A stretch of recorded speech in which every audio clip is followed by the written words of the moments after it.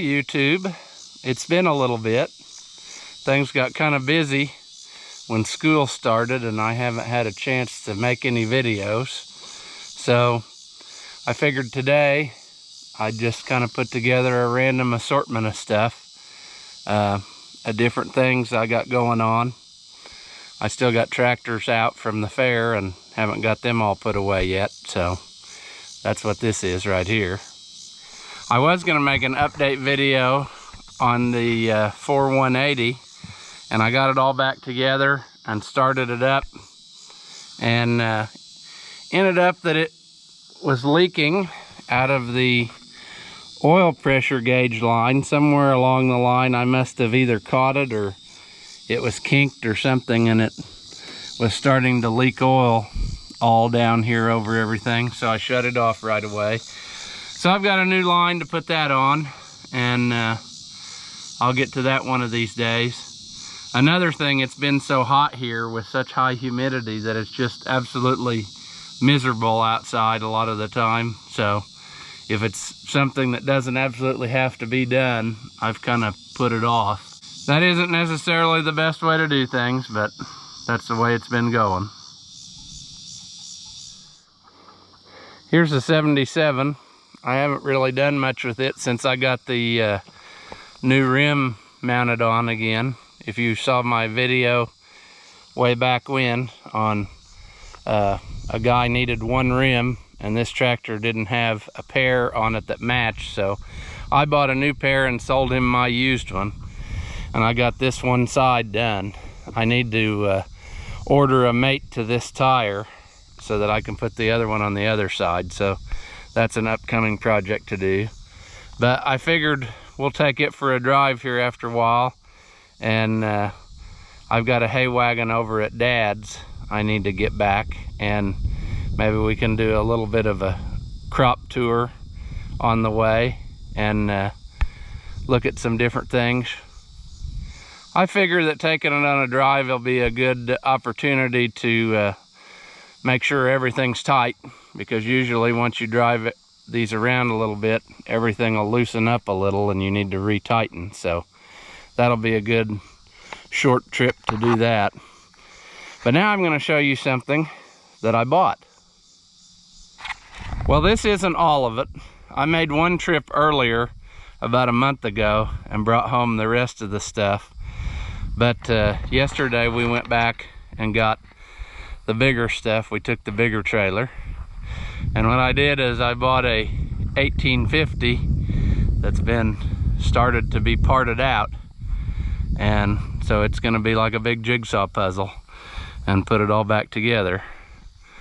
After watching all those videos of the purple 1850, I kind of think I want one for myself, so I'm gonna work on assembling, and I think I pretty well have everything to put it back together. It's just a matter of getting the time to do it. Several people have asked about this trailer when they've seen it in different things on Facebook. This is my brother-in-law's trailer. He bought it from a local electric supply company, and it is pretty heavy built.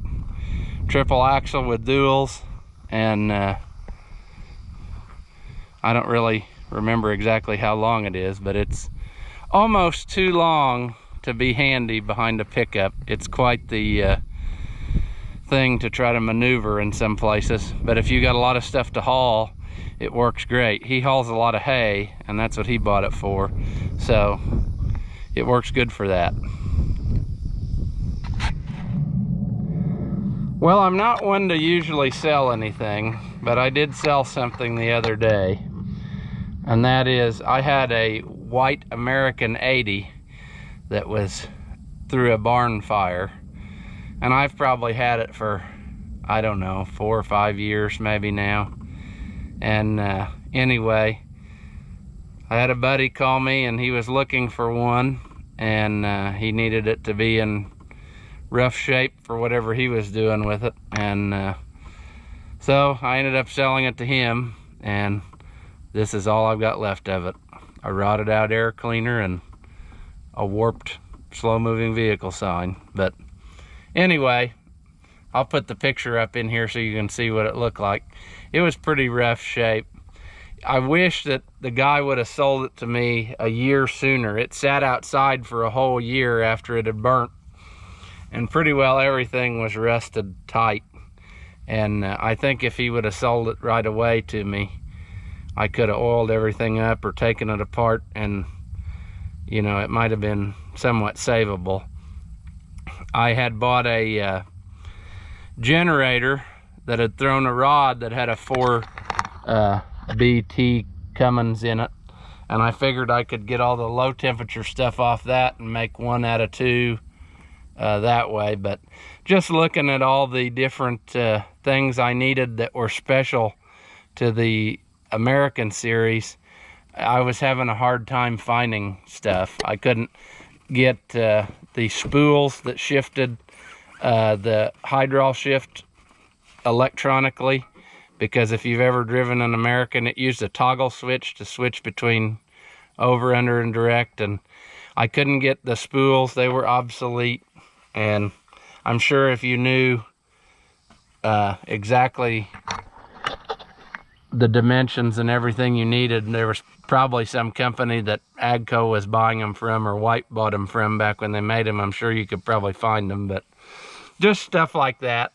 And it was never going to be a original anymore. You know, all the fancy unique stuff to an American burned up, so, and they don't make reproduction, so it's just as well off where it went to save another one. So like I said, I don't usually sell things, but in this case, I'm glad that it can go to do somebody else some good, and it didn't just end up going to the scrap yard like it was headed when I bought it. So it was a good thing when I bought it, and it's going to help somebody else now.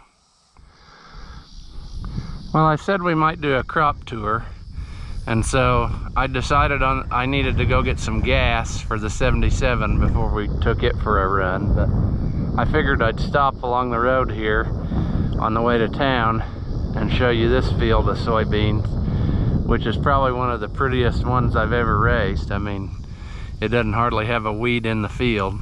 There's some area I didn't get planted here in the corner and weeds along the ditch, but I don't know if you can see that or not, but it's almost perfect.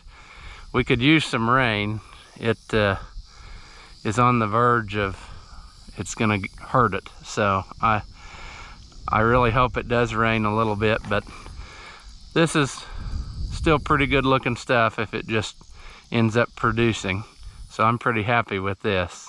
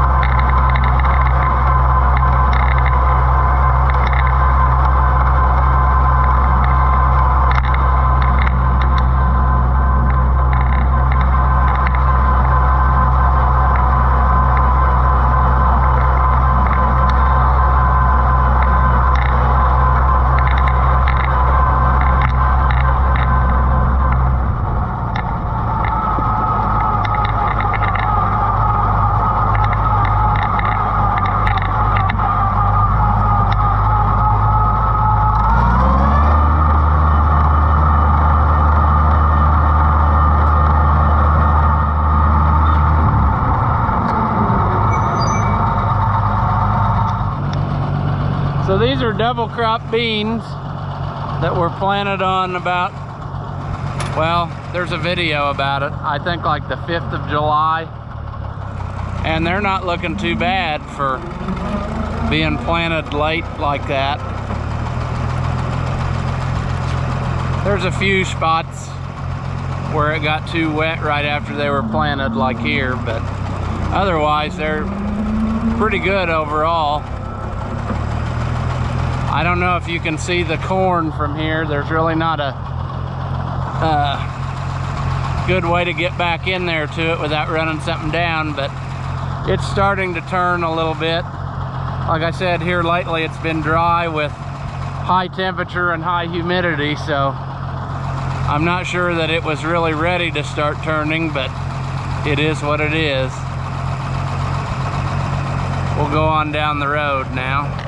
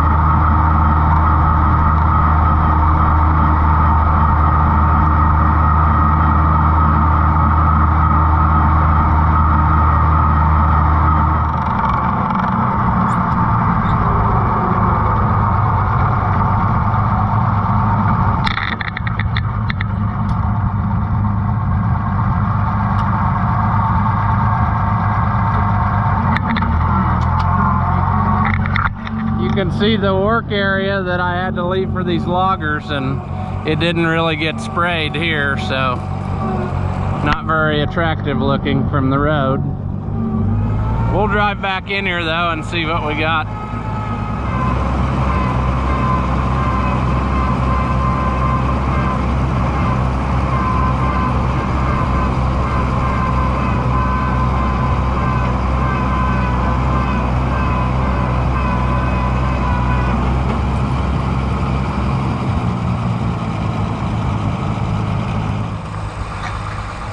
Well, it was looking pretty good until about the week of our fair. And then I had trouble with this water hemp and stuff. So it's just enough in there that I kind of feel like it's not worth going in to spray because it's so late in the season. And I think I'd run down more than what it's gonna cost me. I mean, you can see it's not everywhere. It's just little bits here and there. Down in this valley where it gets kind of wet, there's more of it. But anyway, you look down at these beans. I don't know if you can tell or not, but they're about waist high. That's pretty good. So, like I said though, time will tell. It's all in what goes in the combine. Looks don't really mean much. Break open a, I guess I won't. There are beans in there, but still way green. It's still got a little bit before it'll be time.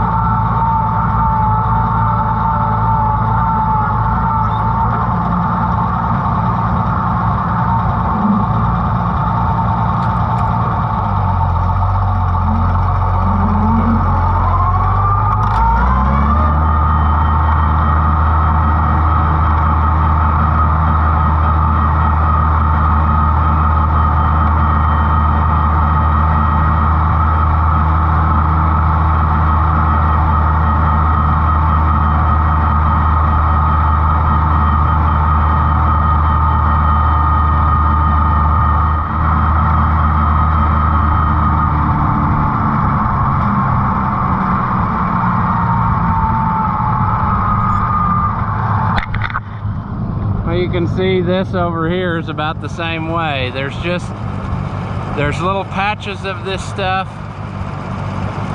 but I really feel like it's so late in the game that trying to go in there and do something, you're gonna do more harm than good. I wish I had taken video of it just before our fair, because it was perfect. There wasn't a single weed in this field. This has all happened between the last week of July and now.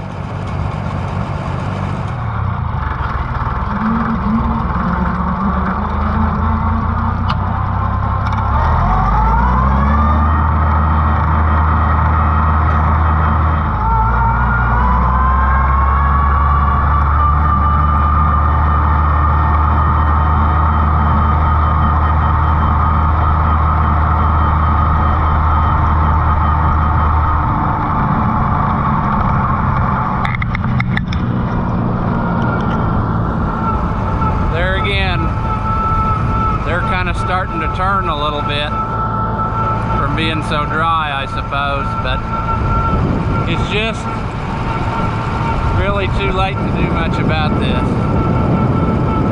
That water hemp is a pain in the behind to try to control.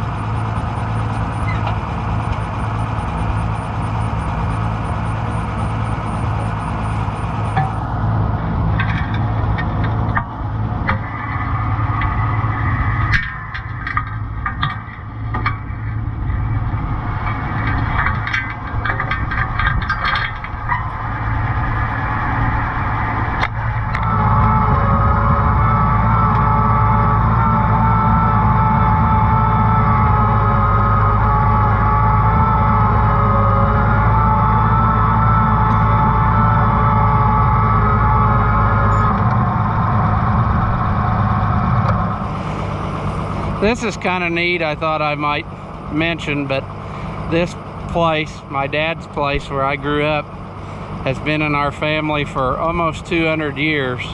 And they offered a special thing at the State House where you could go, and if you could prove that, you could get these plaques. And we went to one for over 100 years, and then you went back and you could prove if it was over 150 years.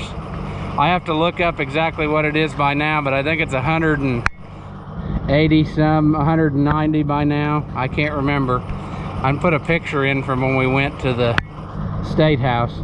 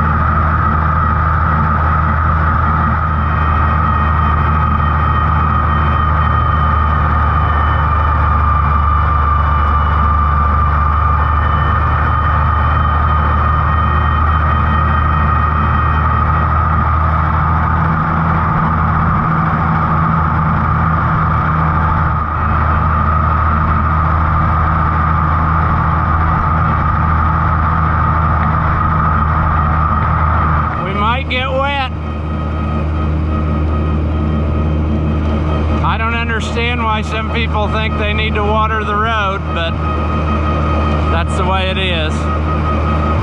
We might miss it.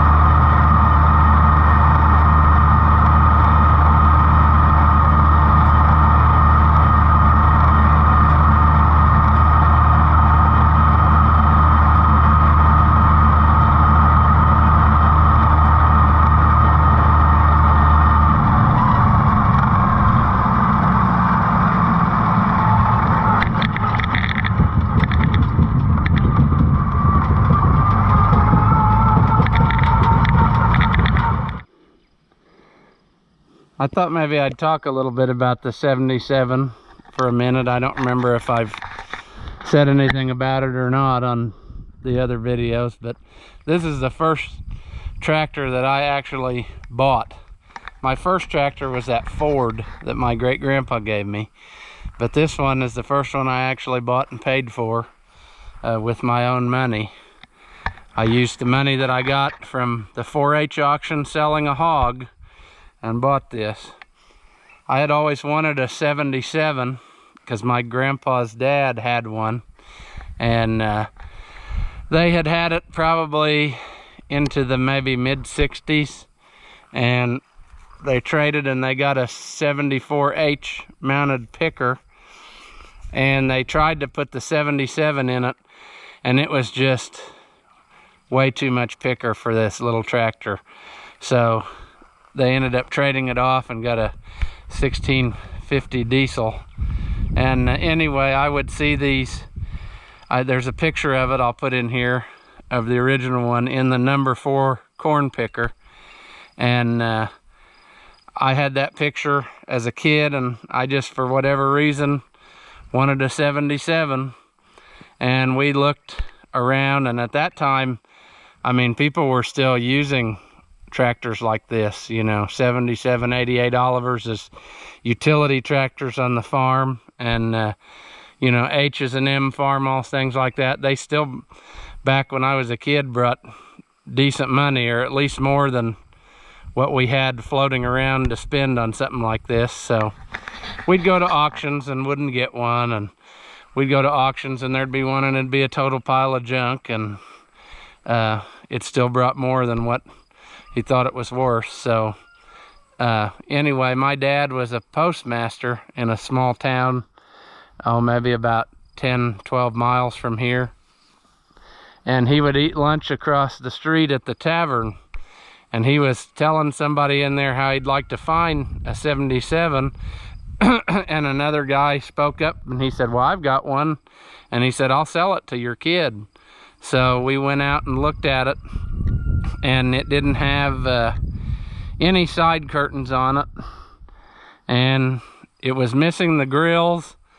I can't remember if the grills came with it and they just weren't on it, but I don't remember. I'll have to look and see if I can find pictures of it. I don't know that I have any pictures of it from when we brought it home, but the story was that it had just been overhauled, and then he broke the exhaust manifold and he just left it sit.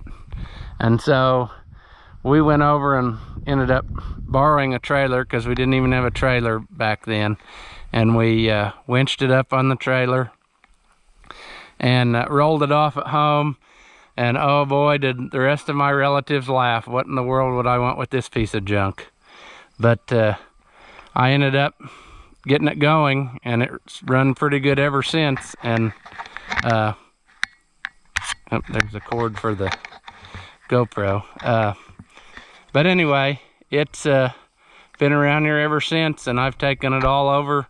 We did hay for a guy that lived quite a ways from here, and I drove it over there and raked hay with it, and you know, just all kinds of stuff. This was my tractor, so that's why it's got a lot of peeling paint. It's just about to the point it needs redone. My middle school paint job is about giving up on it. And like I said, it didn't have any curtains on it or anything, so I found they're not a, I don't think they're, no, they're not a match set. This one is an original off of another tractor I had at one time. And this one, I don't remember where I got it, but the back ones came off of another parts tractor I had at a time. I had made a set before I had originals, and they were on there for several years. I remember I also took it through a Christmas parade in the town where Dad was the postmaster and where that guy lives, so he got to see it go through a parade.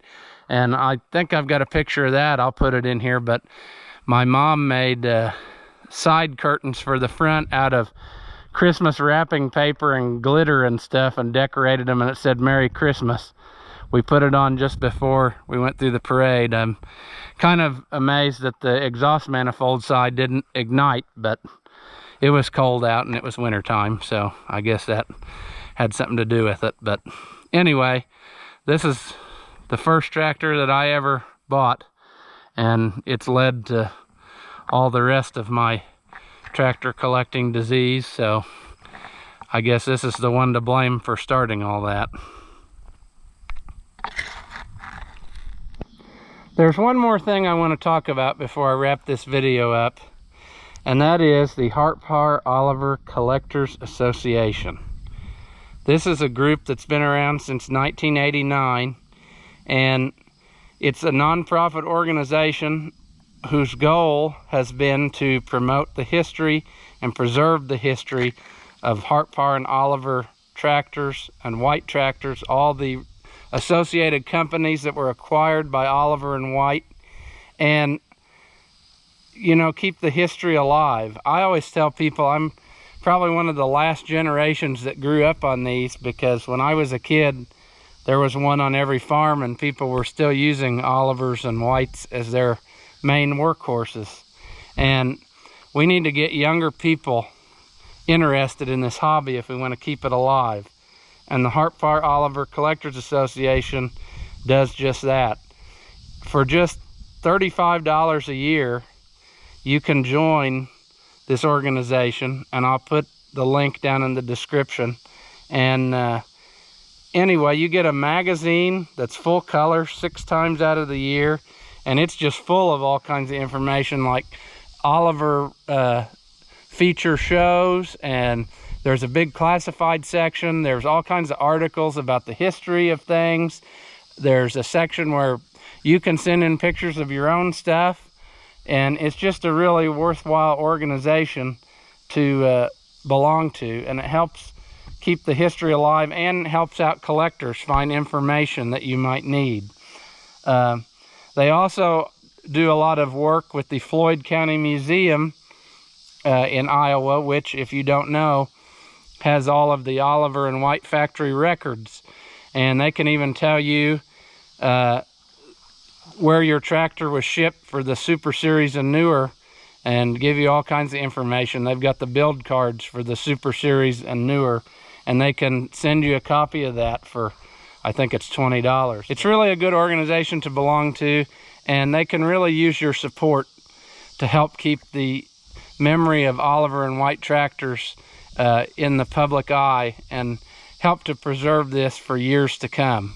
I've been a member since I was a little kid, even before I had this 77, and I always enjoy reading the magazines. Right, you know, nowadays I don't usually have time when they come out, like in the summer, but I always during the winter sit down and read a whole pile of the back issues of the magazine, and it's just a really good thing to belong to, and they could really use your support. So please look at the link down here for that, and consider joining if you're even mildly interested in Oliver, White, Hartpar, Minneapolis Moline, Cockshut. Anything that was acquired by White is tied into this, and there's guys who can tell you about everything you need to know about them. As always, please like and subscribe if you want to see more Oliver and White videos.